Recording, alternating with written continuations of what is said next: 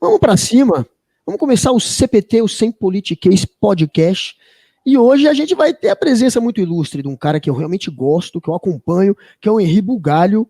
Ele é filósofo, escritor e também é um homem, uma lenda já na internet, um grande influenciador da internet, um mito. Um mito não, uma coisa que a gente não pode chamá-la de mito. O mito é o cara que ele treta também muito com o Olavo de Carvalho. A gente ama esse cara por isso, inclusive. Henri Bugalho, muito obrigado pela tua presença. É um prazer mesmo te entrevistar, uma pessoa que eu acompanho os vídeos e que eu nunca tive ainda a oportunidade de conversar assim, ó, cara a cara. E hoje eu e Carlito Neto, meu amigão, meu parceiro do podcast, esse cara que também, graças ao Henri Bugalho, eu acho que o Henri Bugalho motivou um pouquinho ele, se tornou um grande influenciador também do YouTube, e eles que se contrapõem, né, a esse discurso mais da extrema-direita, olavista, esse discurso que o Bolsonaro também se apropriou, de certa maneira, para conseguir mais voto na eleição. Esses são os caras que tentam desmontar, que tentam mostrar as fake news, que tentam mostrar a verdade para você, né, que está sendo ludibriado. Assim, eles tentam te apresentar o outro lado, e aí você vai pro lado que você quiser depois. Grande Henri Bugalho, obrigado, irmão. Carlito tá aqui com a gente hoje. E aí, Carlito, vamos pra cima? Vamos pra cima aí com o Henri. Você esqueceu de falar que agora ele também é gamer. Tem que falar isso também agora, que o amigo Henri é gamer, tá vivendo a segunda vida também agora, né, que há um tempo atrás deu um susto pra gente aí. Seja bem-vindo, meu amigo. É um prazer conversar com você aqui no SPT Podcast, Sem Politiquês. Não, obrigadão pelo convite, né? O Carlito é um amigão, na verdade, né? Assim, é um companheiro dessa trajetória, né? A gente está ali desde 2018 se comunicando e trocando experiências, e o Buca falou ali que eu meio que dei, sei lá, um empurrão pro Carlito, mas é uma troca, na verdade, né? A gente, sabe, conversa e troca experiências e troca também apoio mútuo, né? Assim, para lidar com esse negócio, porque não é fácil. E obrigado pelo convite também ao Guga, né, que também não conversei com você antes, mas também acompanho a sua trajetória, já conhecia do CQC e depois também na Jovem Pan, então vejo lá os ringues lá que você tem lá, e você, quando o Carlito também foi super legal, vocês deram lá uma surra de pau ali no Kim Kataguiri e no Holiday, então valeu pelo convite, e o projeto de vocês é muito legal também, eu acho que é mais um espaço agora para ser ocupado e mais sabe, uma luta, né, porque até o Carlito mencionou dos gamers, e eu acho que é isso, a gente tem que expandir o nosso alcance, a gente tem que dominar outros espaços, porque eles estão conquistando e eles ganharam também por WO em algumas circunstâncias. Eles estavam aqui, tomaram esse espaço, conquistaram audiência e a esquerda, né, os progressistas ficaram assistindo e acharam que nem mereciam ocupar esse espaço. Ah, não, mas internet, né, coisa de adolescente, coisa de, sabe, de criança, por que eu vou entrar nesse espaço e discutir com o Olavo de Carvalho, que nem merece atenção, né? Quem que se importa com o Olavo de Carvalho? E eles cresceram e a gente viu o resultado, né? Felizmente, agora a gente está começando a ver uma retomada disso, mas é um espaço a ser conquistado. E só uma observação também, que o Carlito falou ali sobre o infarto que eu tive, né? Que foi em setembro.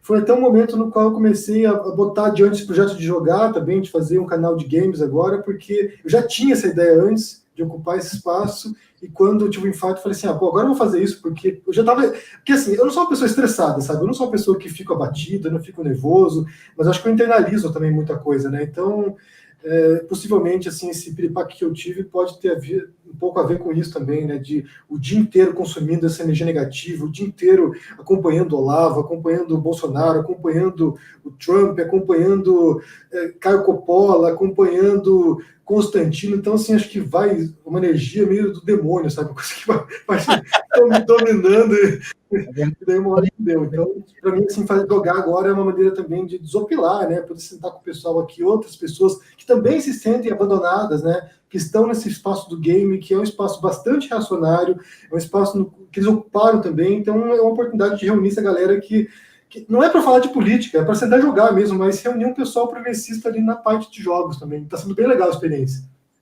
Agora, até serve para o Carlito que eu vou perguntar aqui. Você não acha que o que inibiu a esquerda de entrar antes nas redes sociais foi também uma certa intimidação por pensar, cara, se eu começar a bater de frente, o negócio já estava tomado pela extrema-direita, se eu começar a bater de frente, eles vão focar em mim, vai ser dislike, vai ser linchamento virtual, vão me difamar, porque os caras jogam. Eles jogam de um jeito muito baixo, essa é a verdade. Eu, pelo menos a minha experiência, quando eu comecei a ver os vídeos do Olavo, eu só descobri quem era o Olavo porque eu fiz uma matéria, não sei o que, que ele ficou puto e passou a me atacar. E aí eu falei, vou começar a tentar ler e entender quem é esse retardado. E aí eu pensei nisso na época. Eu falei, cara, alguém tem que se colocar contra esse discurso, contra essa desinformação toda, contra essas teorias de conspiração que ele lança. Alguém tem que comprar essa briga. Eu estava ali na mídia, mas eu pensava naquela época em fazer um YouTube, eu devia ter feito, para começar a tentar fazer um discurso, uma narrativa contrária deles. E o que me intimidou na época um pouco, claro, também foi um pouco falta de tempo, mas me intimidou um pouco esse lance da rede tá tomada. Tava tomada, cara, só tinha extrema-direita. Você não acha que precisava de uns pioneiros ali, botando a cara a tapa primeiro, até para estimular os outros? Agora ficou muito mais fácil, né? Mas você se sentiu intimidado em algum momento? Deixa eu ficar a pergunta, né? Não, para você, pode responder. Não, assim, olha, eu não sei se o Carlitos concorda comigo, mas eu acho que a pessoa que entra na internet, né, ela não tem a dimensão do que acontece. Por exemplo, quando eu comecei a confrontar, comecei primeiro com o Nando, né? O Nando Moura foi o primeiro canal que eu conheci, porque eu não falava de política, nem me meti nessas questões, eu falava de arte, de cultura, de literatura, de escrita, eu não falava de política, tirando um assunto ou outro, sabe? Por exemplo, sei lá, vamos supor assim, aconteceu uma história com a Rowling, né, a autora do Harry Potter, que é transfóbica lá. E daí eu podia até mencionar uma coisa assim, mas era bem periférico, não era assim o assunto principal do meu canal. Então eu comecei a confrontar através do Nando, que o Nando vinha lá e dizia que o nazismo era de esquerda, por exemplo. Isso é um absurdo completo. Então, assim, não dava para ficar quieto assistindo isso. Então eu não tinha noção. E daí quando eu fiz os primeiros vídeos sobre o Nando, né, confrontando o Nando, o canal era muito pequeno, e daí uma amiga nossa falou assim, cara, putz, você está se enfiando aqui num buraco aqui, porque tem um motoclube, que eu nem sabia o que era também, que era um grupo que eles tinham, né, de seguidores. Uma comunidade no Facebook, se não me engano, Henry. Então, eles se denominavam assim, na verdade, né? Que era um grupo de seguidores do Nando e que quando ele dava aqueles que eles chamam de dog whistle, né, que são os apitos para cachorro, que ele mandava o sinal, olha só, tem alguém falando mal de mim aqui, ele mandava o sinal e vinha esse motoclube que eram milhares de pessoas para te insultar. E eu nem tinha noção, eu falei, pô, o cara nem vai dar bola para mim, eu tenho, sei lá, 5 mil inscritos aqui, ele já tinha 1,5 milhão, então eu vou desmontar o que ele tá falando, porque é importante fazer isso, né, é importante alguém venha aqui e mostre, mas o cara jamais vai mandar o motoclube para me atacar, né, até o momento em que já não dava para ignorar mais. Então, assim, foi tão sistemático, porque assim, eu comecei, ele fazia vídeo, falava uma besteira, eu ia lá e respondia. Ele fazia uma besteira, eu ia lá e respondia. E fui fazendo isso durante semanas, né? Daí conheci o Olavo. Porque, assim, quando você vai investigando, você vai abrindo a ramificação das coisas, né? Que, tipo, o Nando era seguidor do Olavo, ele lá indicava os livros do Olavo. Quem é o Olavo? Daí eu fui pesquisar quem é o Olavo. Daí, quem é o Bernardo Kister, que é um olavista? Você vai meio que abrindo e vai vendo a rede total, né? Porque, assim, não havia essas reportagens, né, sobre gabinete do ódio, não havia esse mapeamento dessa rede. Eram pessoas que pareciam que estavam isoladas, mas estavam vinculadas. Então, assim, a gente não tinha a menor ideia de que você se expunha a esse risco, né? Talvez você, o Guga, né, o fato de estar na imprensa, de estar na mídia, já tinha uma experiência de ser criticado ou de sofrer, sei lá, esse tipo de ataque. Mas nós, na internet, a gente não tinha a menor ideia disso. Então, eu acho que muita gente não vinha para a internet, não era por causa do medo de ataque, não era por causa do medo do motoclube do Nando, ou dos olavistas, ou, sei lá, dos bolsonaristas. Eles não vinham para a internet porque eles achavam que nem era um espaço legítimo de debate. Porque, assim, a esquerda ela é muito intelectualizada. Então, assim, ela tem, sabe, os textões, né? Vai no Facebook, lá tem um textão lá, 15 parágrafos, aí tem referências, bibliografia, não sei o quê. Então, assim, é um outro tipo de debate que é muito legítimo, que é muito importante também que seja feito, mas tem um espaço para isso, não é a internet esse espaço. O ritmo da internet é outro, né? Ninguém vai sentar e ler um textão, sabe, de 20 laudas, ninguém vai fazer isso. A pessoa que tanto que acho que boa parte da conquista feita pela extrema-direita é justamente porque eles compreenderam a linguagem da internet, que é a linguagem do meme, é a linguagem do slogan, é a linguagem da frase pronta, é a linguagem do vídeo de 3 minutos, insultando a pessoa que você não gosta. Desculpa. Então, até a gente se adaptar para essa linguagem, que, claro, a gente não precisa reproduzir a linguagem deles, mas a gente precisa compreender o que eles fazem, até a gente compreender como se dava essa guerra, porque é uma guerra cultural que eles estão enfrentando, e eles falam isso abertamente, até entender isso, eu imagino que muitos grupos de esquerda demoraram muito para fazer esse esforço de sair dessa torre de marfim e vir falar com as pessoas. Carlito, por que a esquerda demorou tanto, cara? A esquerda é arrogante e outra coisa, a extrema-direita, por que eles tiveram esse start primeiro? Foi alguma coisa planejada? Existe alguma coisa ali ligando todos esses movimentos de extrema-direita e, de alguma maneira, ensinando eles a esse tipo de linguagem, como agir, como conquistar a galera na internet? É uma coisa pensada? Foi uma coisa orgânica? Então, aproveitando que o Henrique citou a questão lá do nazismo de esquerda, acho que esse é o calcanhar de Aquiles do Nando. Porque, inclusive, o vídeo meu que ele encaminhou lá pro motoclube, entre aspas, né? Foi um vídeo que eu provava que ele estava mentindo, dizendo que o nazismo era de esquerda, utilizando o próprio Mein Kampf. Eu peguei trechos do Mein Kampf e fui respondendo, ó, isso aqui está no livro, página tal, parágrafo tal. E na época acho que eu tinha também uns 25 mil seguidores, 30 mil seguidores. E só para a gente entender, a Denise falou isso no podcast que a gente gravou com ela também aqui. Ela disse que ela tinha amigos que diziam que educavam os filhos através dos vídeos do Nando, né? E para vocês terem a dimensão de como isso é verdade, eu cheguei na escola para dar aula, eu coloquei o vídeo no ar, né? Nando Moura mente, o nazismo não é de esquerda. Aí o título, se não me engano, era Comprovo com o próprio livro do Hitler, alguma coisa assim.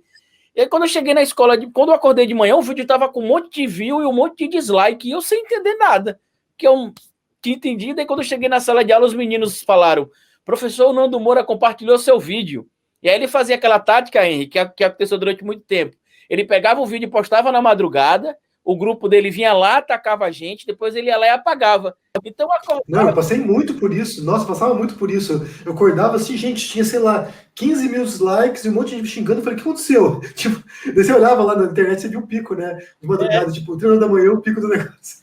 E aí, quando eu cheguei lá, os meninos falaram, e aí foi quando eu comecei a perceber. E aí ele começou a me atacar direto pela madrugada, me chamando de Carlito Freire, Carlito Neto Freire. Para mim era uma honra, né? A comparação que ele queria fazer com o Paulo Freire, era uma honra para mim. Ele ficava lá, Carlito Freire, Carlito Neto Freire. Mas eu acho que a gente demorou muito, Guga, e é por isso que a gente está aqui no podcast, é por isso que o Henrique está lá na Twitch também, porque a gente precisa entender que a gente precisa, como diria o meu amigo Boulos, né, ocupar os espaços. A gente precisa estar, sem trocadilhos, a gente precisa estar nos espaços de verdade.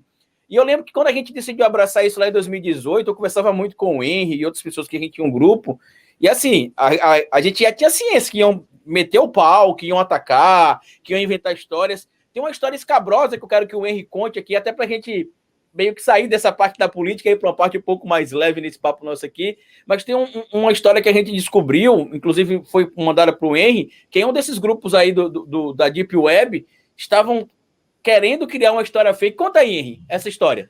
Só para responder a pergunta do Guga antes, né? Por que a gente demorou tanto assim? E por que eles ocuparam esse espaço primeiro?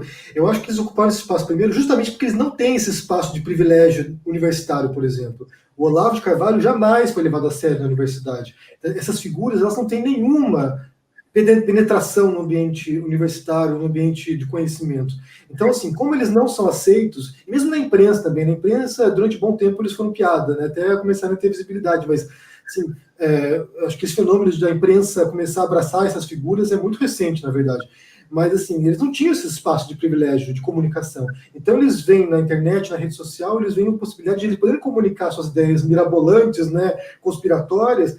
Eles veem nesse espaço a oportunidade e com um público gigantesco, né? Basta pensar, por exemplo, que o Facebook até recentemente tinha, sei lá, bilhões de usuários, acho que 2 bilhões de usuários. Então, assim, é um potencial de comunicação muito maior do que muitos canais tradicionais de imprensa. Então, acho que eles ocuparam porque nós não estávamos aqui e porque eles não estavam na academia, eles não estavam nas escolas, eles não estavam nesses espaços de formação de conhecimento real, né? Eles estavam ocupando esse espaço de delírio mesmo, assim, sabe, no qual você pode jogar.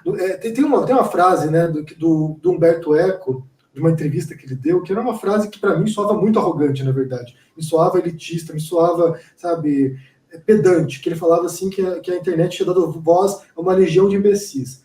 E ele falava assim, o que acontece? Na internet você tem a voz do prêmio Nobel, de alguma área, de economia, do prêmio Nobel de alguma área, no mesmo patamar da voz do imbecil da vila.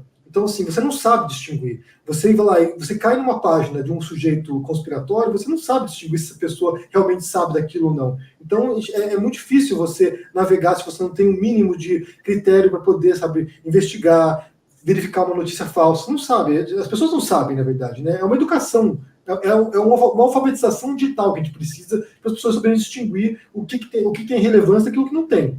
Então, eles ocuparam os espaços e, como é tudo muito nivelado, qualquer figura que fala mais alto, que grita, que xinga, se destaca de quem parece mais moderado. Então, eles vão lá e se destacam nesse espaço. E daí o Carlito mencionou a situação, né, que tem a ver com isso também, porque a gente vê na internet, assim, se tornou meio que por um lado, tem um potencial criativo enorme, né, um potencial produtivo, positivo enorme. Basta imaginar, por exemplo, quando eu era adolescente, eu queria estudar grego e latim. Para você fazer isso, você tinha que ir ou para a universidade ou encontrar alguém, algum professor, sabe, extremamente difícil de encontrar para você estudar. Hoje em dia, qualquer coisa que você quiser aprender na vida, você vem na internet e você encontra. Se você quiser estudar fazer uma disciplina de Oxford lá com um professor, sabe, da melhor universidade do planeta, você vai lá e consegue fazer. É um potencial enorme de conhecimento, um potencial enorme de comunicação, de conhecer pessoas. Por exemplo, aqui a gente se conheceu na internet. Então, assim, quando que eu poderia, por exemplo, conversar com o Paulo Coelho, uma pessoa que troquei mensagens recentemente aqui, quando que eu poderia conversar, até mandei uma mensagem, a Glenn Greenwald, por exemplo, né, uma pessoa que eu tinha visto cobrindo o caso Snowden, depois eu vi o documentário do cara, quando que eu poderia conversar com um cara como esse? Sabe, jamais. Seriam situações que seriam inimagináveis 30 anos atrás. Mas a internet propicia isso. Por outro lado, também propicia um espaço que é um lixão tóxico, né, onde as pessoas podem se reunir, onde você pode pegar um neonazista que tem lá no vilarejo, no meio do nada, e esse neonazista encontrar um neonazista no vilarejo na Índia. E os caras podem se encontrar e trocar informações e planejar maluquices.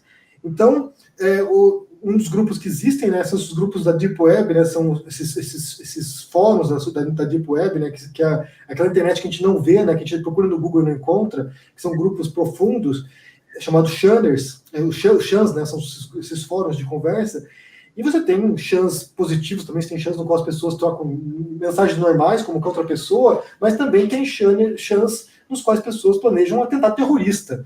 Então, o que aconteceu foi... Isso não sei se foi, acho que foi ano passado, começo do ano passado, 2019, isso quando o Bolsonaro já tinha sido. Não, quando que foi o. Acho que foi final de 2018, Henry. Quando que foi o atentado de Suzano? O atentado de Suzano foi no início do ano passado, mas foi pouco tempo depois da história que aconteceu comigo, que eu tinha um grupo no WhatsApp que ficava na descrição dos vídeos, e entraram no grupo, começaram a postar conteúdo de pornografia infantil, e acho que um mês ou dois fizeram mais ou menos a mesma coisa com você, só que no seu caso foi mais grave. Eu acredito que foi entre o final de 2018 e início de 2019. Porque eu menciono o caso do Suzano que tem relação com isso, né? Porque, assim, era um grupo da Deep Web no qual eles planejavam um ataque contra as pessoas, difamação contra as pessoas, e uma pessoa que tem grupos que monitoram esses fóruns, né? Pessoas que não são da extrema-direita, são pessoas que estão infiltradas ali para poder monitorar o que estão falando. Uma pessoa me escreveu e falou assim: olha, Henry, eles estão planejando uma coisa contra você, se proteja. E me mandou uns prints das conversas, né? O que eles queriam fazer, que é o que eles chamam de swatting, que é eles plantarem um crime falso contra uma pessoa, ou seja, eles vão criar uma denúncia falsa contra você, vão criar provas falsas contra você e denunciar para a polícia. Então a polícia vem te perseguir, e o que eles iam fazer comigo, eles iam pedir para eles iam pagar uma garota para gravar um áudio dizendo que tinha sido estuprada por mim, e iam denunciar... E que era sua aluna, que foi sua aluna. Iam me denunciar para a polícia espanhola aqui, para a polícia vir aqui e me prender. Isso já estava no confronto contra o Bolsonaro, né? Isso já estava no confronto com a extrema-direita e tudo. E daí a gente viu isso aí, e a primeira coisa que eu fiz foi publicar, né? Foi publicar na internet, publicar nas minhas redes sociais, publicar na aba do YouTube, fazer vídeo sobre isso, porque, assim, nesse sentido, a única coisa que você tem que mostrar para se proteger é a visibilidade. Olha só, olha o que eles estão fazendo. Se surgir uma denúncia contra mim, vocês já sabem que é uma denúncia falsa, porque tem aqui, olha, tem um print do cara falando, tinha o nome da menina que ia gravar o áudio, sabe? Que é uma menina conhecida nesses grupos aí. E a gente foi na delegacia aqui, a gente foi na polícia aqui na Espanha, né? A gente foi que seria tipo a polícia federal daqui, né? Uma equivalente, uma polícia nacional aqui. E daí a gente foi lá, denunciou, eles nem entenderam nada, né? Porque, tipo, o cara nunca ouviu falar de Deep Web lá na polícia, foi falar com o cara, denunciei, eles fizeram lá meio que um relatório, né, do que podia acontecer.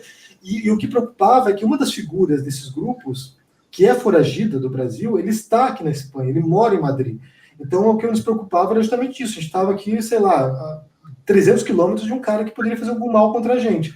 Então a gente denunciou. Só que isso foi um dos raros casos no qual uma ameaça parecia mais concreta, parecia uma coisa que poderia nos afetar, né? E isso falando do caso de Suzano, o que aconteceu é que algumas semanas depois ocorreu o caso de Suzano no Brasil, né? Quando dois adolescentes invadiram uma escola e mataram alguns alunos, cometeram alguns atos ali de brutalidade. E esses jovens cometeram um ato, participavam desses mesmos grupos, desses mesmos fóruns, e planejaram o atentado de Suzano no interior desses fóruns. Então, para você ver como não era uma coisa vazia, não era só uma ameaça, sabe? Vamos atacar o Henry, vamos prejudicar o Henry. Era um grupo que realmente tinha... Porque assim, o que acontece, né? Aqui eu vou explicar para vocês agora, vamos jogar a letra, papo reto aqui. O que acontece? Essas figuras, né? Olavo de Carvalho, o próprio Bolsonaro, os filhos do Bolsonaro, todas as figuras, eles têm uma retórica, né? Uma retórica divisiva, uma retórica de intolerância, uma retórica agressiva, pró-armamentista. Então eles vão falando.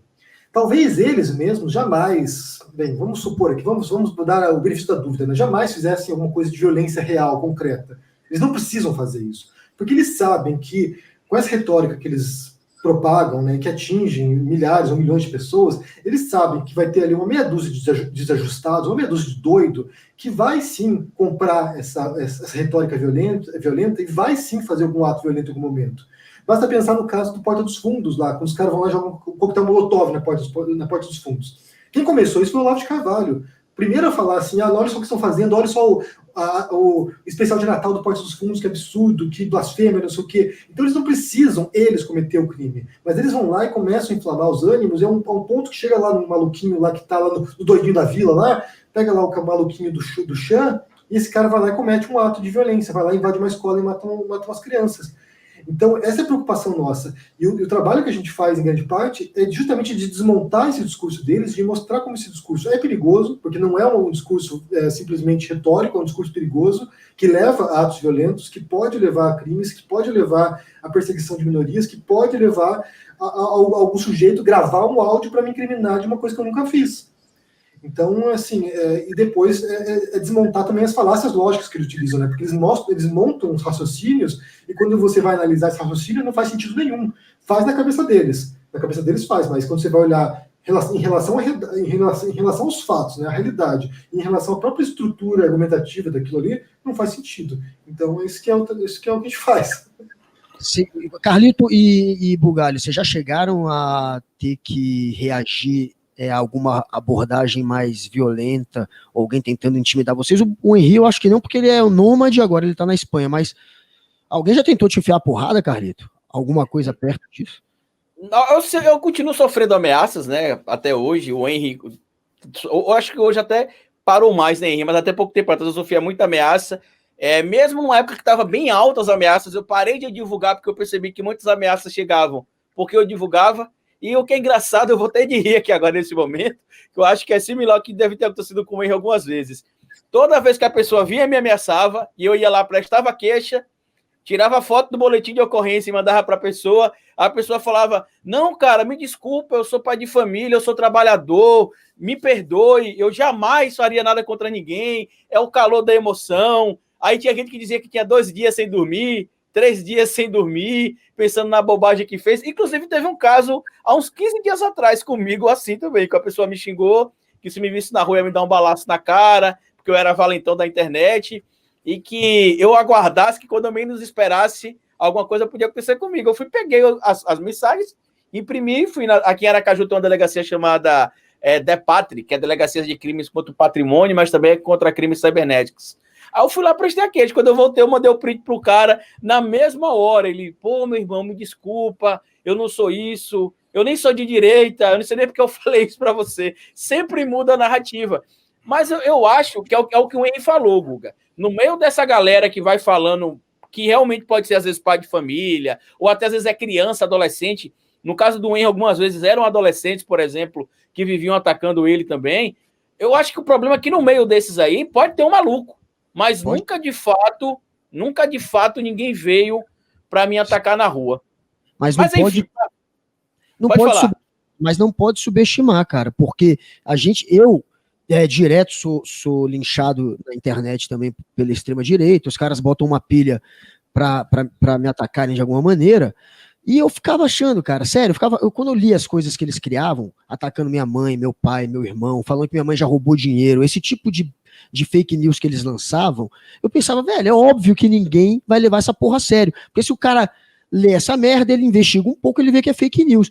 Mas não, velho, essa coisa roda. Um monte de amigo meu mesmo, de infância, recebe isso. E passa a duvidar, talvez, a galera mais extrema-direita. Um monte de gente que eu conheço, assim, de infância, acaba recebendo. E comigo, esse ano mesmo, no carnaval, cara, veio um moleque do nada falar comigo, eu achei que ele só ia ser gente boa, tava numa festa grande de Brasília, aí eu cumprimentei ele, eu vi que ele tava me olhando, e eu já tinha cumprimentado outras pessoas nessa festa, tava tranquilo.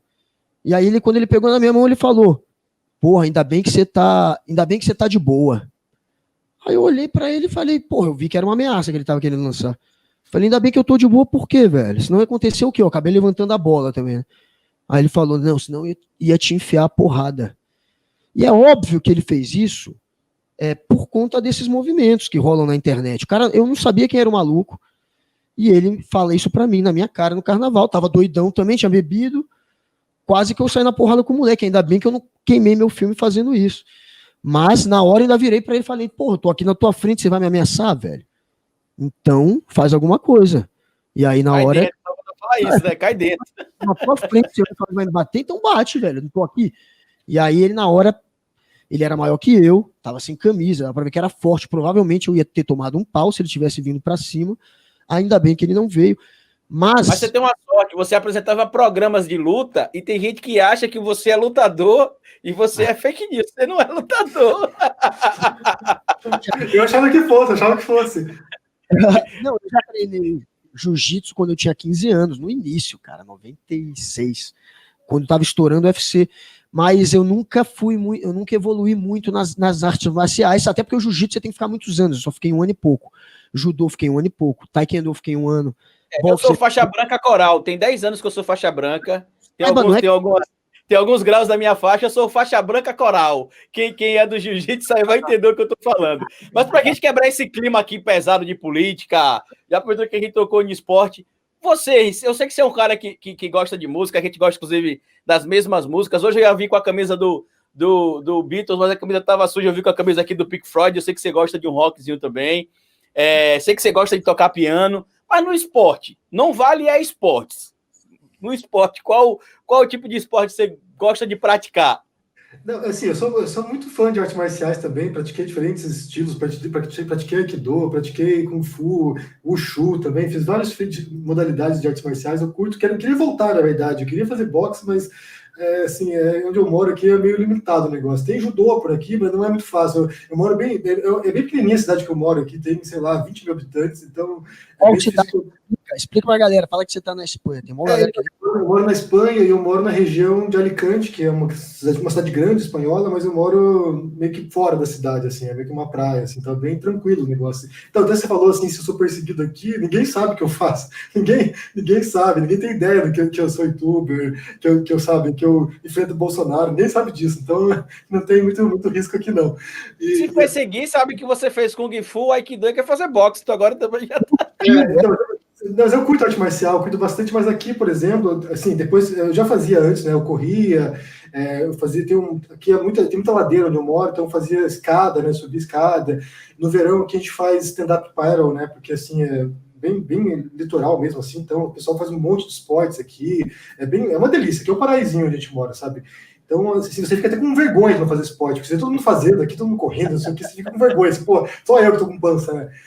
E daí agora na pandemia eu não fiz nada, na pandemia, assim, pô, engordei um monte, né? Fiquei, assim, enorme de gordo, e agora que eu tive o infarto, tive que voltar, né? Perdi quase 10 quilos em 1 mês e meio, então eu tô agora bastante no exercício, caminhada, tudo, então...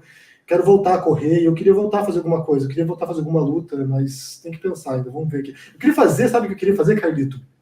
Eu tenho uma pira de fazer fazer esgrima medieval. Eu sei que tem um grupo aqui perto que faz, né? Então eles põem lá armadura, tem as espadas medievais, assim, porque aqui a Espanha é conhecida, né, pela esgrima espanhola, então tinha a esgrima italiana, que era muito famosa, a esgrima espanhola, então tem os grupos que eles vão lá, tem os floretes, eles estudam os livros antigos, isso é bem legal, é bem coisa de nerd, sabe? Aquela coisa de templário. Ah, você era nerd.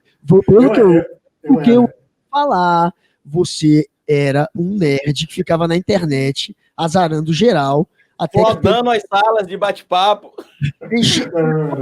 implorando por atenção, até que conseguiu o grande amor da sua vida, a melhor atenção possível. Hoje você está com a Denise. Mas conta pra gente o seu lado geek. Você era um nerd, você ficava na internet dando em cima da galera, você levava muito fora, como é que era isso aí? Não, eu não levava fora, eu até que era popular, porque eu era gatinho, assim, sabe? Mas, assim, eu era muito tímido. Cadê o fio-fio? Então... Eu tô com o aparelho, não dá nem pra fazer o fio-fio agora. Não, eu era muito tímido, eu não tinha papo, eu não sabia como eu não sabia como conversar, não sabia como puxar uma conversa, sabe? Tipo, eu era muito, eu ainda sou introspectivo, né? Então, assim, pra mim a internet foi um prato cheio, porque eu podia lá trocar ideia com a pessoa, né? E escrita, sempre foi muito melhor na escrita do que falando, né? Então, assim, mas a Denise era bem nerd. O problema era esse, que você ia chegar lá pra gatinha e falar, a gatinha, sei lá, curtiu o chiclete com banana como a Denise, e você falar, e aí, gata, você curte o bar?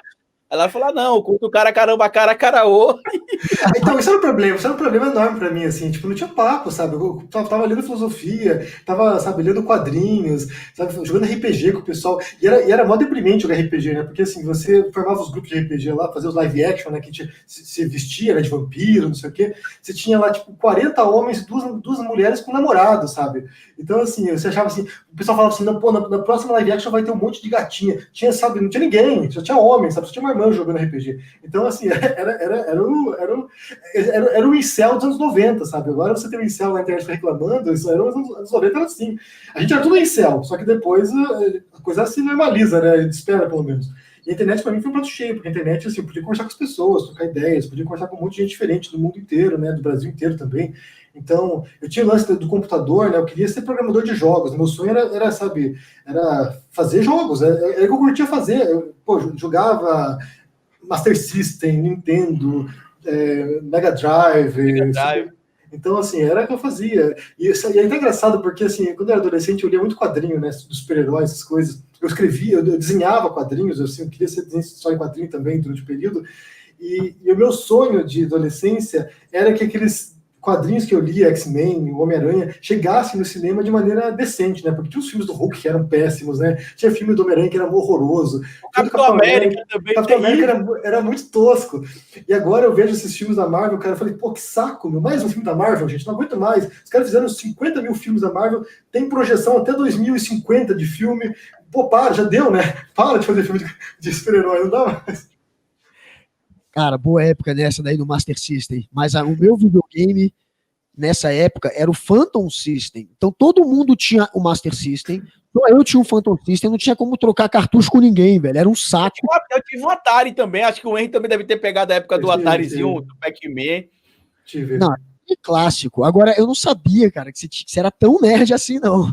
Não, eu era. Pô, eu tinha uma tem ainda, existe ainda, tinha uma banca de revista lá em Curitiba, que é a Itiban, que vendia quadrinhos importados. Aí você ia lá, por exemplo, pô, eu era mó nerd, né? Então eu comprava um quadrinho americano, ia chegar no Brasil a história, depois, sei lá, de 7 meses ia chegar a mesma história que tinha lido em inglês, sabe? E daí o pessoal se reunia lá, tinha os livros de RPG, ficava o bando dos nerds lá dentro da banca o dia inteiro lá conversando, jogando baralho, jogando Magic. Então, assim, pô, a gente era mega nerd. E não, é uma coisa engraçada, porque assim, naquela época era vergonhoso, né? Era piada, né? Você tirava um sarro de você, era o CDF, né? O cara que tirava nota boa na escola. E agora não, agora é o referencial, né? Pô, você é nerd agora, Zuckerberg, né? O baita nerd, né? O nerd more, tipo, bilionário. Então mudou bastante o cenário. Hoje, tipo, se você não curte filme de quadrinhos, se você não curte filme de super-heróis, se você não curte Senhor dos Anéis, você tá fora, né? Na época não, na época a gente que era o esquisitão, né? Era o outside, né? E eu tenho uma revelação para fazer aqui para vocês também, que eu nunca falei. Eu era o equivalente hoje ao otaku, né? Que é aquele fã do anime, né?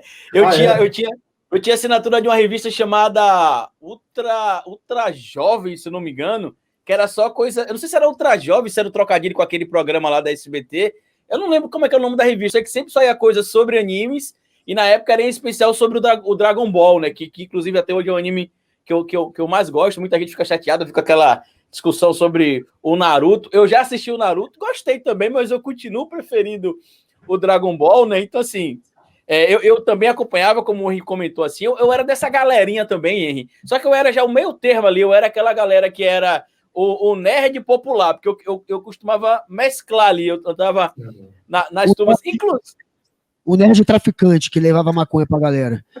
Não, eu traficava amor na época, não traficava. Na época, eu tô zoando. Carlito, pô, sabe o que eu pensei? Sabe o que eu lembrei com esse papo do Bugalho? Sabe o que me fez realmente me dedicar a querer conhecer a internet? Tal? Eu me lembro quando começou a internet ali, tipo 95, 96 no máximo, 95. Eu não dava muita bola pra internet ainda. E aí um dia eu tava na casa de um amigo meu, um vizinho meu chamado Inácio, ele já tinha 19, eu tinha uns 14, e ele era tipo o Bugalho, ele queria ser programador ele é programador de videogame, ele não só queria como ele trabalha com isso hoje, e ele que falou pra mim, cara, internet, começou a falar da internet, eu não tava nem aí de repente ele virou pra mim e falou, tô com a foto da Xuxa pelada. Eu falei, hã? Era impossível. Xuxa pelada era impossível. E aí eu falei, cara, como é que você tem uma foto da Xuxa pelada? Peguei na internet, eu falei, cara, me mostra a internet aí agora, quero começar a conhecer melhor isso aí. Falei, assim, juro, velho, foi por causa da Xuxa. Porque eu vi. Por causa da Xuxa pelada, não foi por causa da Xuxa que você foi pra internet. Era impossível. É aí que eu percebi que a internet era um mundo muito louco que estava surgindo, que você conseguiria informações só ali e tal. Mas ainda era muito início, né? Era essa época aí que você estava dando em cima da mulherada pelo zip. Não, e era super lento, né? Eu imagino que para abrir a foto da Xuxa pelada você levou uns 15 minutos para abrir, né? Porque vinha linha a linha, né? Era modem discado, vinha linha a linha descendo assim, e ficava lá o pessoal todo mundo olhando, esperando a foto abrir, né? Tipo, e tinha os aplicativos, né? Que era o BeShare e tinham dois aplicativos que você botava para baixar. Eu lembro que para baixar um filme era uma semana. E a Denise... O Napster, gente, a época do Napster. O Napster mudou drasticamente a música, né? Os caras, tipo, revolucionaram. Tinha, tipo, o pessoal ficava o dia inteiro baixando música também. Levava assim, para baixar uma faixa você levava 12 horas, né? Sim, para você poder realmente querer aproveitar a internet como um adolescente daquela época ali, atrás de fotos da Xuxa, etc., você tinha que abrir, sei lá, 6 páginas. Você tinha que ficar abrindo, abre 10 páginas de foto, nem pense em vídeo, velho. Era impossível ver um vídeo. Agora, abre 10 páginas de foto e aí depois fica ali entre as 10. Comigo... A Denise, quando teve aqui, o Guga Hill também, na época que ela teve aqui, ela contou como é que vocês se conheceram, né? No equivalente ao Tinder. Porque, para quem não entendeu a comparação que a gente fez, é porque os chats de bate-papo da UOL, do BOL, do Terra, e o Zip Chat também, eles eram um meio de interação ali. E ela contou como vocês se conheceram lá. Eu queria que você contasse o seu lado da história. Não, na verdade não era bem o Tinder, era um espaço que as pessoas conversavam, e não era só para paquerar, você ia para falar de tudo, na verdade, você ia para brigar, você ia para conversar, você ia para, sabe, eu encontrava com meus amigos, era muito engraçado, porque assim, eu falava com meus amigos o dia inteiro com eles lá, e tinha para casa, cada um entrava na internet, a gente ficava na sala de bate-papo conversando, então assim, era um mundo à parte, era bem mais civilizado, na minha opinião, naquela época, né, não tinha tanta coisa maluca, assim como tem agora, né, e assim, claro, tipo, a gente procurava também namorada, né? Os bandos de incel lá, como eu falava, né? Os incels dos anos 90, né? A gente também procurava namorada. E daí, eu já tinha conhecido outras pessoas pessoalmente, né? Algumas não deram certo, foi uma coisa meio estranha, assim, encontrar a pessoa e falar, não deu certo, isso aqui não deu liga, né? E daí, quando teve uma noite que foi, sei lá, 99, 2000, foi em 2000 isso. Daí eu entrei lá e sempre abria várias abas, né? Para procurar em diferentes salas, porque tinha, tipo, sei lá, 10 salas de 18 a 25 anos, né? Daí eu entrava em várias salas e ia procurando as pessoas, conversando com as pessoas. Eu encontrava pessoas que já conhecia também, né? Porque a gente formava grupos de amizade. Era como, por exemplo, sei lá, qualquer outra rede social que você formava um grupo de pessoas que sempre conversavam. E daí eu estava procurando o pessoal, ver se tinha alguém de Curitiba, porque tinha umas paqueras que estavam em outros estados. Eu falava, não faz sentido ficar conversando com alguém que mora lá, sei lá, em Fortaleza, não faz sentido. E daí eu tem alguém de Curitiba aqui, tem alguém de Curitiba aqui. E daí a Denise falou assim, apareceu lá, né? ela também tava procurando alguém, que ela tinha lá um paquera dela também, que ela também tava procurando, e ela, pô, que saco, cara, que mó chato, está em todas as salas, estou em todas as salas aqui, está em todas as salas, e flodando aqui, falando, tem alguém de Curitiba. Eu falei, você é de Curitiba? Ela, não, eu não sou de Curitiba, mas a minha irmã é. E daí a gente começou a conversar, começamos a trocar ideias, começamos a falar, e daí ela quis ser comissária, minha irmã era comissária, começamos a conversar, e daí ela caiu na internet, e eu fiquei esperando, falei, vou esperar aqui, né? E é aquele tipo, né? Na época que você fazia, tinha o lance dos pulsos da ligação. É importante explicar isso, porque a Denise falou, acho que o público que viu e ouviu não entendeu. Por que a internet era de graça no final de semana? Explica aí. Que tinha os pulsos, né? Quando como a internet era de escada, se você conectasse durante o dia, ia gastando os pulsos diários. Então, tipo, a cada minuto, né? Você ia pagando minuto a ligação. 25 centavos por minuto, eu lembro. Como se você ligando para alguém, e você pagava por minuto. E daí, depois da meia-noite, era de graça, quer dizer, era um pulso só, você pagava um pulso e podia ficar até 6 horas da manhã. E no final de semana... Era de sexta a domingo, meia-noite. De sexta, meia-noite, até domingo... Meia-noite era um pulso até segunda-feira, 6 horas da manhã, era um pulso. Então você conectava, na sexta-noite, já conectado até segunda-feira de manhã, para gastar um pulso só, né? E daí... fiquei esperando, né? Vou ficar esperando, eu não vou fazer nada aqui. Eu dormia tipo 6 horas da manhã, 7 horas da manhã, então eu vou ficar aqui, porque é por causa disso, né? Você virava à noite, né? Na internet, né? E daí eu fiquei esperando e ela voltou. Daí a gente começou a conversar, trocamos um e-mail, tudo, e começamos a conversar. E daí, depois disso, começamos a ligar um pro outro, e era mó caro, né? Ligava o orelhão. Depois a gente descobriu um orelhão em Curitiba que ele, tipo, uma ficha ele ficava tipo, indefinidamente, daí a gente ficava conversando no telefone. Então, assim, foi assim, era rudimentar, não tinha nada disso de app, sabe, de casar uma pessoa com a outra, de acordo com os dados, não tinha nada disso, era assim, era chamada, né? Era pra história da internet, né? Então, assim, era divertido, assim, foi uma experiência bem legal. É a época que a pessoa se descrevia, né? Lembra? Como é que você... Era bem mungo, assim, o papo. Eu lembro... Entrava no UOL, no bate-papo do UOL, eu dei em cima de algumas garotas também, eu marquei 2 vezes de encontrar, só pela descrição, lógico, e as 2 vezes eu quebrei a cara. E assim, a pessoa era interessante, mas eu era moleque.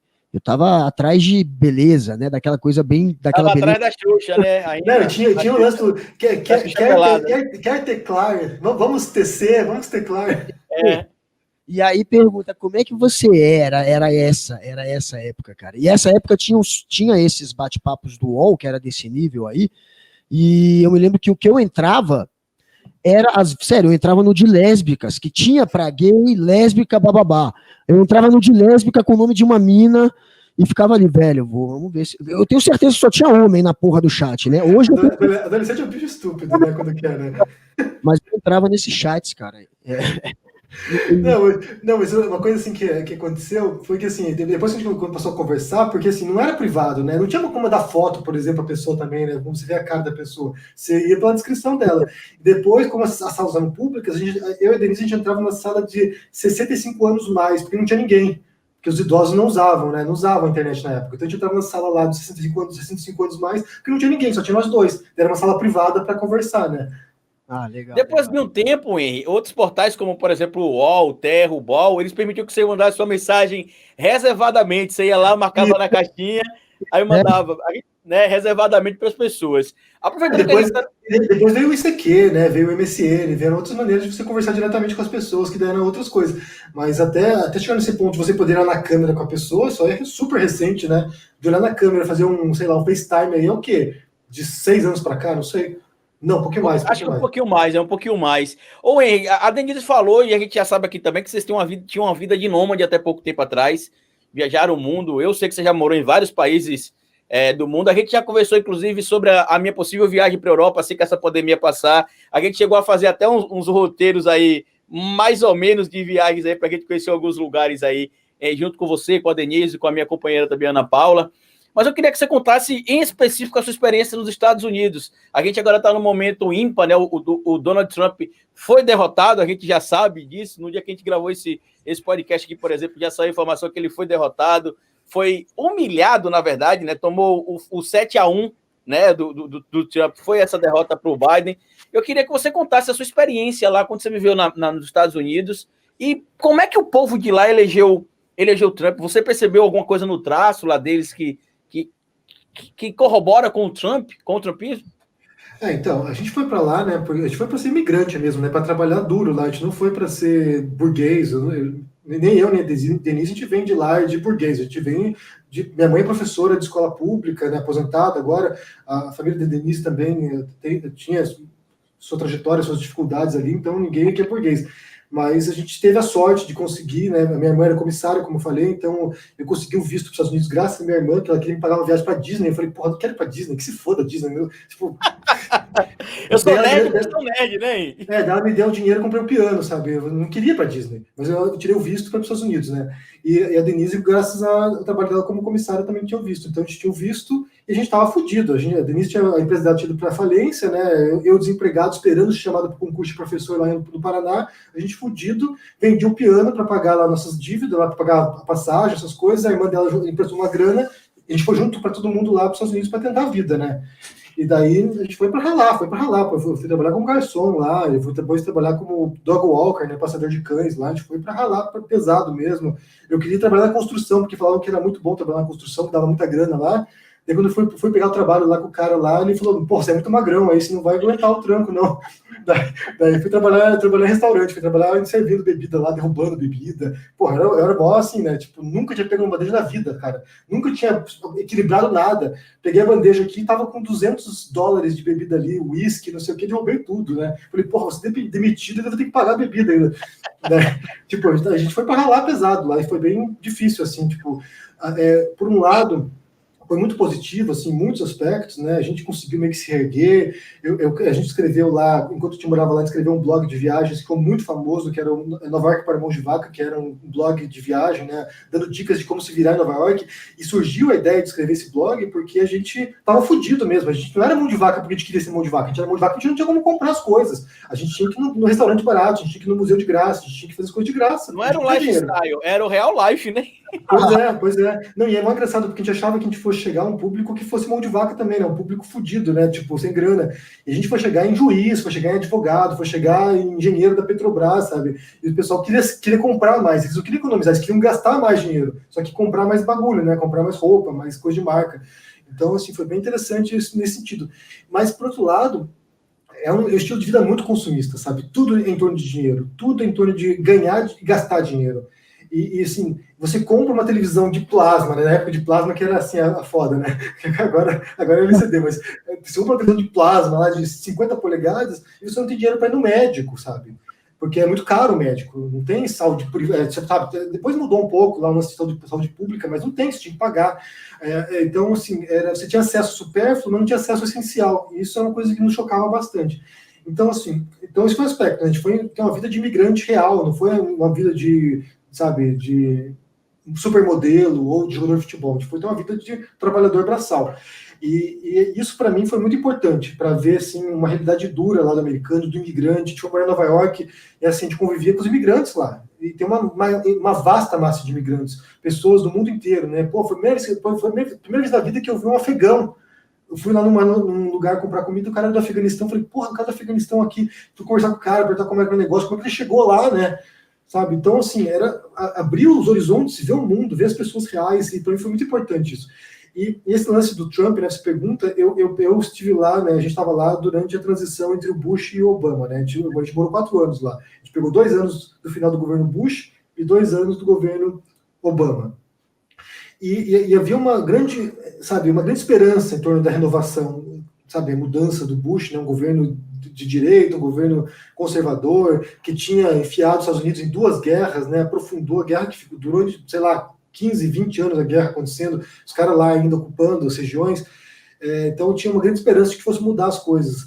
E uma coisa que a gente percebia também, né, era a esperança da população negra norte-americana. Então se via, por exemplo, um segmento da população dizendo assim, olha, tipo, sabe, idosos negros dizendo, olha só, eu vivi a luta dos direitos civis nos anos 60, eu jamais imaginei que na minha vida eu assistiria um presidente negro chegando ao poder. Porque eles não imaginavam, tipo, 50 anos, 60 anos antes, os caras tinham segregação real nos Estados Unidos, sabe? Os caras não podiam entrar no mesmo ônibus com o branco, tinha que ficar em posição separada, dividido. O cara não podia estudar numa mesma escola de um negro. E, de repente, em poucas décadas, os caras chegavam no poder, né? o Obama. Então, de fato, havia uma enorme esperança, havia uma enorme expectativa de que houvesse uma mudança drástica. Só que, por outro lado, dada essa natureza tão extraordinária da ascensão do Obama, porque foi, de fato, uma coisa assim que mobilizou os jovens foram para a rua, motivar a população a votar, vamos mudar, não sei o que lá, também houve reação. Então, acho que o Trump, ele nasce dessa reação e desse racismo mesmo, profundo nos Estados Unidos, né? Porque, assim, muitos americanos brancos não conseguiam aceitar o fato de ter um presidente negro. Então, eu vejo isso. E uma coisa que eu falei até num vídeo recente foi sobre isso, né? Porque, assim, se você olhar o mapa, a distribuição geográfica, né, da eleição agora, você vai ver que no interior, na zona rural, o Trump ganhou disparado. Então, assim, você vê toda a zona rural, tudo vermelhinho, que é o vermelho é a cor dos republicanos, né? Comunistas, os republicanos comunistas, tudo vermelhinho. Quando você olha as grandes cidades, todas as grandes cidades são democratas, mesmo no Texas, mesmo no Arizona, mesmo nos estados que são tradicionalmente republicanos. Por quê? Na grande cidade, o que acontece? Você vai para uma grande cidade como Nova York, por exemplo, ou como Los Angeles, ou como Houston, ou como, sei lá, Atlanta, o que acontece? Você é obrigado a conviver com outras pessoas, você é obrigado a conviver com negros, você é obrigado a conviver com latinos, você é obrigado a conviver com, sabe, afegãos, com muçulmanos. Então, há uma tendência meio natural das grandes cidades de você compreender a importância do multiculturalismo, né? Estamos todos juntos aqui, está funcionando o negócio, né? Sabe, tem violência, é perigoso, é caótico, mas está todo mundo aqui. E todo mundo tem direito de trabalhar. Você tem os gays, você tem lésbicas, você tem trans, você tem todo mundo aqui. Se você for para uma zona rural, nos Estados Unidos principalmente, você vai encontrar cidades no qual não tem nenhum negro, todo mundo branco. E daí se o cara vê um muçulmano ali, pô, o cara é um terrorista, né? Se vocês assistiram, por exemplo, o Fahrenheit 11 de setembro, que foi o primeiro documentário do Michael Moore, no qual ele aborda a questão do 11 de setembro, né? Que depois ele fez um segundo, agora, recentemente, meio que retomando esse assunto. Ele mostrava assim, tipo, teve 11 de setembro. O público conhecer. O que foi? O nome do segundo agora que ele lançou para o público. Fahrenheit 7 de novembro, que ele fala sobre a eleição do Trump, quando o Trump ganha. E daí o que acontecia? Teve um atentado nas Torres Gêmeas. E daí o Michael Moore mostra o cara lá no interior, no cu dos Estados Unidos, os caras falaram assim, pô, eu fiquei com medo, achei que fosse explodir o Walmart. Falei, cara, você tá doido? Os caras explodiram a Torre Gêmea porque tinha um simbolismo aquilo ali, né? Era o coração financeiro dos Estados Unidos. O cara não vai explodir o Walmart, o cara não vai lá explodir lá o Dunkin' Donuts que você frequenta, tipo, sabe? É pra você ver como os caras tipo, realmente não compreendem as coisas, né? Então, assim, eu vejo que a ascensão dessa extrema-direita dos Estados Unidos tem muito a ver com essa reação dessa classe branca, essa classe branca racista em grande parte. Claro que não são todos racistas que votaram no Trump, mas todos racistas votaram no Trump. Uma classe branca é uma classe média que perdeu seu trabalho também. Você tem uma grande classe de trabalhadores, né, que se chama de blue collar, né, que é o trabalhador, sabe, da indústria, que perdeu o trabalho, que essas indústrias foi um processo natural, na verdade, né? Essas indústrias foram para o Sudeste Asiático, então eles vão lá roubar nossos trabalhos, os chineses roubaram nossas fábricas. Mas, na verdade, é um processo natural. Os países desenvolvidos, houve uma transição dessa matriz de produção, né, da indústria para os serviços. Então, aconteceu na Europa também, aconteceu em todos os locais. As indústrias migraram para onde tinha mão de obra mais barata. Não foi uma coisa dos Estados Unidos, não foi uma perseguição que fizeram os americanos. E eles não compreenderam isso, eles achavam que fosse assim, não, agora o Trump vai trazer de volta a indústria para a gente, vai montar de novo aqui a General Motors aqui. E não ia fazer isso, obviamente que não ia fazer, porque não tem condições de fazer isso. Então você tinha uma classe que estava se sentindo ressentida, uma classe que precisava de alguém que falasse, não, agora vem a América primeiro, America first, make America great again. Então, vamos retomar aquele tempo áureo norte-americano, né, os anos 50, né, o grande Estados Unidos do pós-guerra, né, quando tem aquele boom econômico e todo mundo conseguiu comprar uma geladeira e um micro-ondas, sabe, um forninho elétrico.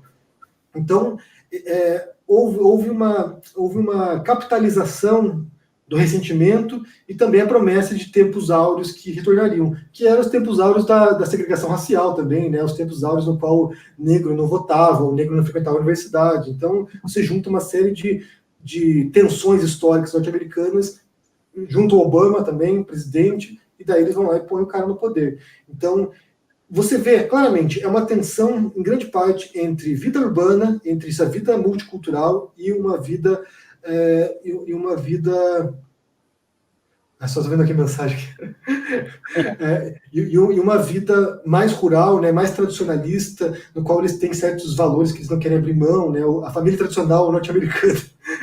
E daí acontece isso, né? Essas tensões existem no Brasil também. Se a gente for pensar no Brasil, acho que com algumas exceções, a gente pode pensar nessa tensão também entre interior. Bem, no Brasil é um pouco diferente, porque você teve o Nordeste, por exemplo, que em massa votou pelo PT, e o Sul, que mais industrializado, né, votou no Bolsonaro. Então é uma outra coisa no Brasil. Acho que no Brasil dá para pensar em outro modo. A gente pode chamar, Henry, o Trump de Donald Guaidó, já que ele se autoproclamou o presidente eleito dos Estados Unidos da América. A gente pode mobilizar aqui uma tropa de pessoas para invadir os Estados Unidos e restabelecer a democracia naquele país? Ou é exagero? Não, eu acho que essa eleição mostrou para a gente como a imagem projetada nem sempre corresponde à realidade, né? Porque, assim, o cinema, a gente tem que pensar que a indústria cultural ela é muito importante para a formação do imaginário que a gente tem nos Estados Unidos, né? Assim, quando eu fui para os Estados Unidos, a imagem que eu tinha era aquele país, né? Todo mundo próspero, todo mundo com aquela casa do subúrbio, com um quintalzinho lá, com o jardinzinho todo florido, todo verdinho, né? O cara regando lá com a mangueira. Mas não é, a realidade é dura lá, né? Você tem os guetos lá, não tem favela como tem no Brasil, mas tem bairros muito pobres, tem bairros abandonados, tem muita gente carente, tem o pessoal que mora nos trailers park, né? Trailer parks que são aqueles são os trailers estacionados lá e a pessoa mora lá. Tem gente que mora na rua, tem muito morador de rua. Então, assim, é uma dura realidade e eu acho que ali é uma prova, assim, daquele capitalismo selvagem mesmo, né? Quando você tem, assim, uma microelite 0,01% bilionária e você tem muita gente que sofre o peso disso. E a pandemia veio também exacerbar esse negócio. Então, a própria democracia deles, né, esse papo deles de liberdade, de sabe, o país livre, os americanos que são os bastiões, quer dizer, que levam a democracia para o mundo, eles mostram como eles também são frágeis, né? Eu acho que a prova disso é o Trump chegar ao poder demonstra essa fragilidade, porque alguém que perdeu na eleição popular, né, ele perdeu para Hillary Clinton os votos populares, mas ganhou nesse sistema deles, sabe, tosco, né, de colegiado eleitoral que é até difícil de compreender, na verdade, né? Se você começar a ler, você fala assim, puta, que coisa sem sentido isso aqui. Mas é como funciona. Mas você acha que os Estados Unidos é mais uma máscara, essa imagem de respeitarem os direitos humanos, de ser um país que defenderia a democracia? A gente sabe que eles ajudaram a implementar uma série de ditaduras. Agora, mas você não acha que faz parte da cultura americana esses valores de democracia, de respeito às liberdades individuais, aos direitos humanos? Ou você acha que isso tudo foi criado para deixar os Estados Unidos numa condição moral acima dos outros países, exatamente para se colocar depois como esse país que teria um argumento para tentar impor alguma coisa aos outros países, né? Não, eu acho que tem tempos e tempos, na verdade. Tem momentos na história norte-americana, né? Quando você vê, por exemplo, quando eles vão escrever a Constituição, você vê figuras que realmente acreditam naquilo, né? Você vê figuras que realmente, sabe, esposam esses princípios democráticos, que pessoas que realmente, sabe, defendem esses princípios da liberdade. Você vê isso, você tem momentos. Se você olha para a história do Abraham Lincoln, por exemplo, cara, era um líder, de fato, sabe, extraordinário. Eu estava fazendo um curso sobre história americana, de presidentes norte-americanos, e um dos casos estudados foi o Abraham Lincoln. O cara era um cara que veio de uma família bastante pobre, ele não era da elite. O cara se torna presidente, e quando ele vence a eleição, ele resolve trazer para dentro do seu gabinete presidencial os seus opositores políticos. Ele trouxe os seus concorrentes na eleição para dentro do gabinete, porque ele falou assim, olha, do que eu preciso? Eu preciso de pessoas que me mostrem aquilo que eu não sei, pessoas que discordem de mim e que eu seja obrigado a convencer essas pessoas de que aquilo que eu proponho é melhor do que aquilo que elas querem me propor. Então, você tem figuras na política americana, você tem certos momentos históricos, de fato você vê esses esforços de realmente viver por essa mensagem que eles propagam, né?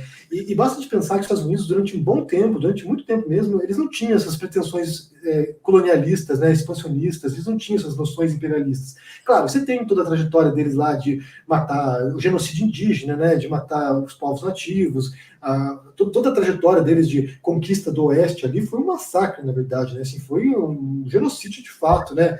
A guerra contra o México também, assim, eles têm muito sangue na história deles. Não é um país que cresceu com base na paz, não. Foi com base na violência, foi com base na exploração.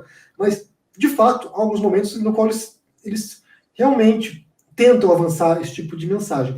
Mas eu diria que talvez do final da Primeira Guerra Mundial em diante, há uma mudança no modo como os Estados Unidos se entende no papel global, né, na política externa. Se você pensar na própria participação na Segunda Guerra Mundial, né, que eles não queriam participar, mas depois que tem o Pearl Harbor, eles vão lá e entram na guerra. Então eles se sentem como os guardiães do mundo, né? Ah, não, nós somos quem vai lá com nossa varinha lá, nós vamos implementar a democracia. Vai com o bastão lá implementar a democracia. Então, do século XX em diante, há uma mudança de postura, de fato. Então, os Estados Unidos eles se tornam uma potência imperialista, nesse sentido de a gente vai invadir o Afeganistão, a gente vai dizimar o país, a gente vai bombardear o Iraque, a gente vai, sabe, botar chão abaixo o país, porque a gente quer implementar a democracia, entre aspas. Né? São pontos de interesse, obviamente, né? Interesses geopolíticos. E se você pensa, por exemplo, na política do Nixon e no modo como o Henry Kissinger pensava a geopolítica, é uma coisa maquiavélica mesmo. Os caras tinham uma mentalidade assim de dominação e de desestabilização de países, de uso da CIA para desestabilizar democracias, como fizeram no Chile, por exemplo. Os caras tiveram participação também no golpe de Estado no Brasil, né? Eles estavam lá com porta-aviões, se não me engano, na costa brasileira durante o golpe de Estado. Indo em direção à vitória, né? Eles tinham mandado o recado indo em direção à vitória. Eles estavam avisando. Aconteceu algo similar na Segunda Guerra Mundial também, hein? Desculpa interromper, só para acrescentar. Então, é um país que acabou tomando essa postura de fato imperialista. Na América Latina, o que eles fizeram foi brutal, né? América Central ali, Nicarágua, os caras tinham os contras lá, tinha tropas que eles mandavam. Em Cuba, que eles tentaram várias vezes tentaram invadir Cuba, né, na Baía dos Porcos, que eles foram rechaçados e tentaram matar o Fidel Castro várias vezes. Então, assim, eles têm essa postura.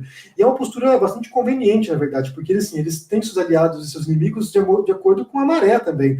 O Gaddafi foi um caso. O Gaddafi era aliado dos Estados Unidos, depois virou inimigo dos Estados Unidos, depois virou aliado dos Estados Unidos. Então, assim, eles vão mudando a política deles. Eles são aliados. Bin Laden também. A Arábia Saudita, né, o Bin Laden, que foi treinado, até onde sabe, treinado e financiado pela CIA, depois de se tornar inimigo mortal.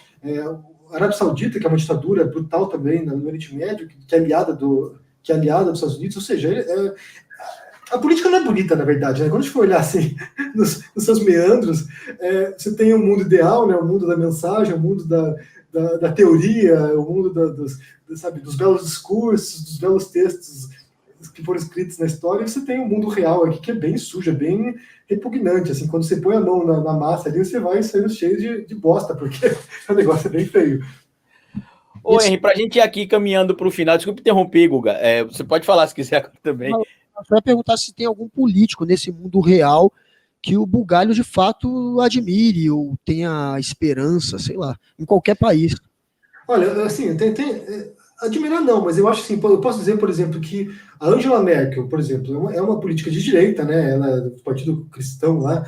É uma política que o modo como ela opera seria o mais próximo daquilo que eu imagino que seria o jogo democrático real, né? Ela tá lá, uma dinastia da Merkel, está há muito tempo lá como primeira-ministra lá, mas chanceler, né? Mas assim, eu gosto do modo como ela trabalha, porque é uma pessoa que está ali trabalhando nessa política real, mas sem cair para os extremos, né?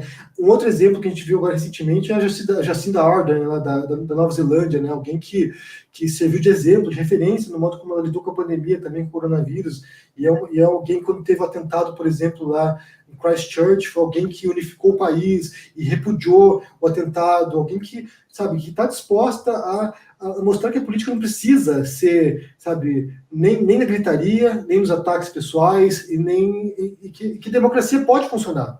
É claro que existe sacrifício, existe diálogo, não é fácil viver em democracia.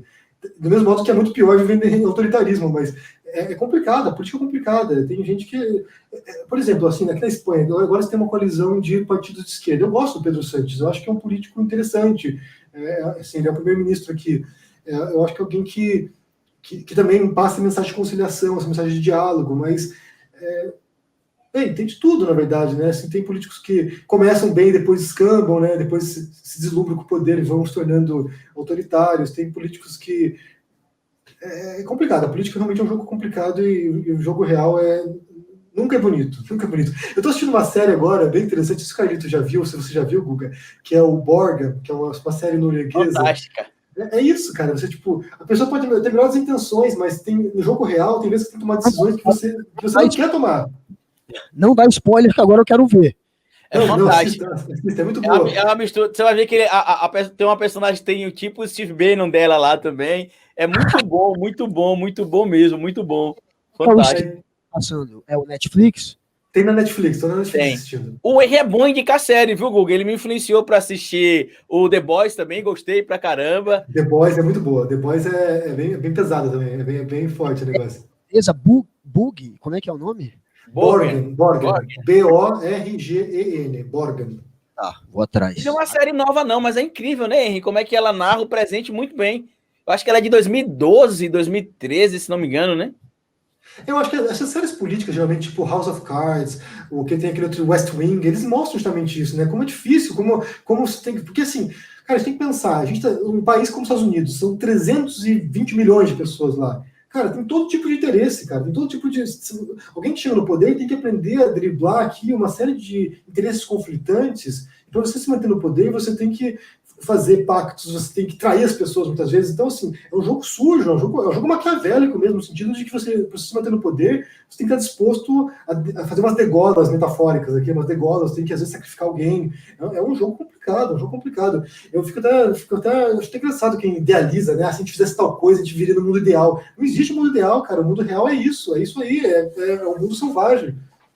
E é bom você tocar nisso, porque acho que essa questão da eleição do Joe Biden comprova o que a gente está dizendo aqui há muito tempo no trabalho que a gente faz na internet, no seu canal ou no meu canal. O meu candidato favorito não era o Joe Biden nos Estados Unidos, eu queria que fosse o Bernie Sanders. Mas o que aconteceu lá e que não aconteceu no Brasil em 2018 é que de um lado você tinha o Trump, o retrocesso, o atraso, a incivilidade, o ódio, a perseguição, e do outro lado você tinha alguém para poder derrotar isso. Por mais que eu tenha críticas a fazer ao Biden, como eu fiz, inclusive, durante a campanha da candidatura dele e tudo mais, ele é alguém civilizado, é alguém que você pode dialogar, é alguém que você pode conversar, não é alguém que vai, por exemplo, dizer que vai apertar o botãozinho vermelho das bombas nucleares porque você discorda do discurso dele, ou vai, sei lá, como aconteceu, sair de um acordo importante como o Acordo Climático de Paris, porque aquilo ali é coisa de comunista, ou porque aquilo ali está beneficiando os comunistas. Então, assim, é alguém civilizado. Inclusive, aqui no Brasil, eu acho que os grupos políticos precisam aprender isso para 2022. Do outro lado vai estar o Bolsonaro. Então você vai escolher. E outra coisa, Carlito, mesmo se fosse o Bernie Sanders, vamos supor que o Bernie Sanders houvesse sido candidato democrata e houvesse vencido a eleição. O cara também não pode fazer tudo também. Assim, é um grande erro achar que o presidente vai chegar lá e vai, agora mudou tudo, agora eu vou fazer aqui, vai virar uma só democracia. Não vai virar. O cara tinha lá quase a maioria, não sei como é que tá agora no Senado lá.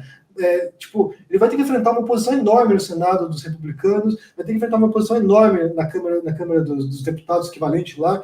Então, assim, cara, é um jogo complicado, Eu até ia comentar aqui uma situação, o Obama.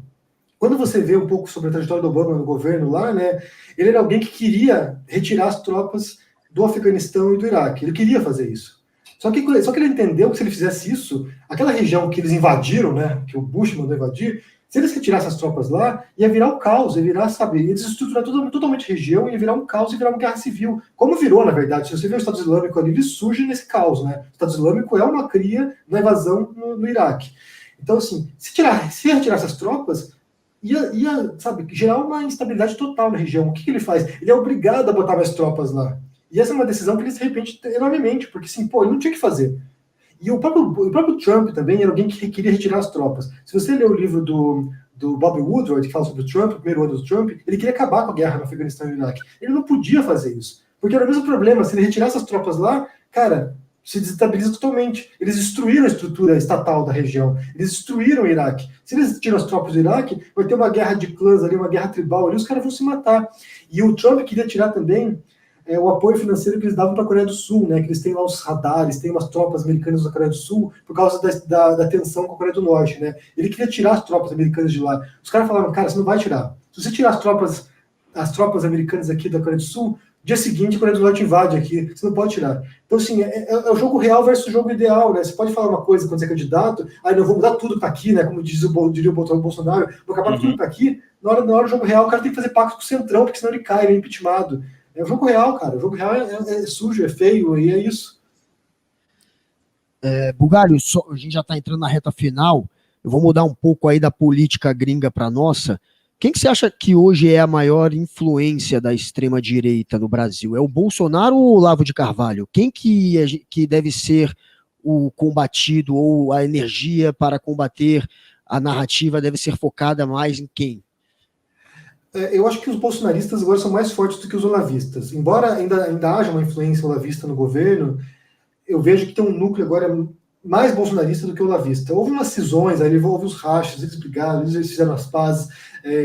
Quando o Moro deixou o governo também, uma boa parcela dos apoiadores também abandonaram junto com o Moro, depois alguma parte voltou. Então, assim, deu uma enfraquecida nessa base, mas eu acho que a base principal é bolsonarista mesmo, assim, é Bolsonaro, não é tanto Olavo. Tem gente se afastando do Olavo agora. Tem pessoas que antes puxavam o sacão do Olavo, se penduravam o saco do Olavo, assim, e já não falam do Olavo mais, porque sabem que é vergonhoso falar do Olavo. O Olavo virou piada, o Olavo virou uma coisa assim, meio mitológica, no sentido negativo mesmo, assim, virou uma coisa folclórica, ninguém mais quer se vincular ao Olavo. O Brasil Paralelo, por exemplo, o Brasil Paralelo é alguém que basicamente faz um documentário baseado nas ideias do Olavo de Carvalho. Eles não querem se vincular ao Olavo mais, eles querem agora retirar a pecha de olavista, porque virou vergonhoso. Então, o Bolsonaro criou vida própria, eu acho. Ele tem um núcleo bem forte agora. Para a gente encerrar aqui, Henry, eu queria fazer uma pergunta a você, é o quadro que a gente vai ter nesse canal a partir da sua entrevista. Talvez saia antes ou depois de outro, mas eu queria que você falasse alguma coisa aqui nesse canal que você nunca falou na internet sobre você. Uma coisa que ninguém saiba ainda e que você vai falar aqui pela primeira vez. Nossa senhora, eu falei tanta coisa na internet que eu deve até ter falado já e não lembro. Sinceramente, eu não sei dizer, Carlito, não sei dizer. Já fez uma orgia? Pegou... Não, nesse sentido, cara, eu sou mega caretaço, assim, sou caretaço, tipo, em termos de família, de relacionamento, assim, não sou, assim, tipo, poliamor, essas coisas, não, nada disso, sou mega caretaço. Drogas, nunca usei. Mas a Denise te entregou, que ela disse que tu, quando começou a conversar com ela, você tava com outra namorada, mas você realmente é certinho, cara. Você mandou e-mail. Não, já tava acabando, fazia dias que eu falava com ela já tava meio que abalado o negócio, já não falava nada. Não, mas Não, eu sou mega certinho, sou super certinho. Uma coisa que eu posso falar, assim, que eu já falei, na verdade, mas eu vou repetir, eu acho que é importante falar, que eu tenho saudades dos tempos no qual a gente podia debater assuntos triviais, sabe? Quando a gente ficava consumido por isso, tipo, sabe, o tempo todo orbitando coisas pesadas, porque assim, parece que a gente foi consumido, a gente foi tragado por um buraco negro, sabe, a gente está preso nesse universo paralelo, sabe, a gente está todo o tempo tudo pesado, então, sabe, sinto saudade quando a gente podia sentar e falar de música, de falar de filme, porra, assisti um filme super legal ontem, sabe, parece que tudo acaba de escambo Bolsonaro, sabe, assim, você senta com um brasileiro, qualquer grupinho que você senta, cara, acaba, sabe, em alguns temas que parece que a gente está sempre carregando essa sombra, essa nuvem tenebrosa da gente. Eu sinto saudade do tempo que a gente era mais leve. Que não existia Bolsonaro pra gente. As redes sociais darem voz para essa galera. Porque nem existia direita mais no Brasil até... Não tinha isso. Cara, eu vou falar uma coisa, vou falar uma coisa pro Guga. Quando eu comecei a fazer vídeo de literatura, eu não estava no Brasil, eu não acompanhava muito debate brasileiro, assim, realmente quando eu saí do Brasil eu meio que descolei, assim, eu não queria saber, saí muito chateado do Brasil, não queria saber, não acompanhava. Comecei a fazer vídeo de literatura, o pessoal fala assim, porra, você é de esquerda, hein, você é esquerdinha, não sei o quê. Eu falei, gente, do que vocês estão falando? Do que diabos estou falando? Tô falando aqui de James Joyce, falando aqui de literatura de Dostoiévski. Do que esse cara tá falando? Eu não entendia, eu não sabia dessa polarização, eu não estava acompanhando essa briga, tipo, mortadela, petralha, coxinha, eu não estava acompanhando isso. Daí eu fui pesquisar, falei, pô, pior que eu sou de esquerda mesmo, porque eu não tinha isso antes, cara, eu jamais tive que me identificar na rua assim, sou de esquerda, camisa vermelha, eu nunca fiz isso na minha vida, cara, eu fazia minhas coisas, lia meus livros, não tinha essa de vestir camisa, carregar bandeira na rua, não tinha isso. Mas de repente você é obrigado a se posicionar, você é obrigado a comprar um partido, você é obrigado a, sabe, tomar uma decisão. Porra, isso pra mim isso é louco isso, meu. É isso aí, meu amigo. Quer encerrar, Gogô? Encerro. Encerra você, que esse é o último. Encerra tu, que esse é o último.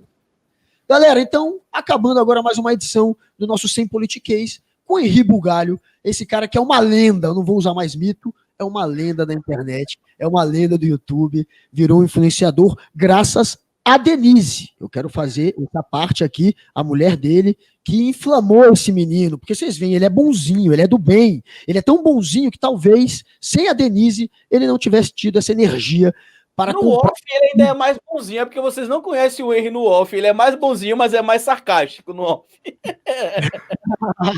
Mas vocês viram, Henri Bugalho é um cara do bem, é um cara tranquilo, é um geek, é um nerd que azarava a mulherada pela internet, não pegava ninguém, e hoje é esse cara maravilhoso aí que faz uma grande diferença, sem dúvida, um pioneiro aí da luta dos progressistas na internet, no YouTube, nas redes sociais. Sem o Henri Bugalho dando a cara a tapa, talvez muita gente não tivesse entrado nessa. Então, pô, obrigado aí, Bugalho, você faz uma diferença muito positiva no mundo, obrigado aí por participar desse bate-papo com a gente, cara. Tamo juntasso. Carlito, tamo junto também, irmão. Sou seu fã também, tamo junto. Até o próximo, e sigam o Henry Bugalho nas redes sociais aí, quem não segue ele ainda. Tamo junto, até o nosso próximo podcast. Valeu, Henry, valeu, Guga. Valeu pela conversa, gente. Tchau.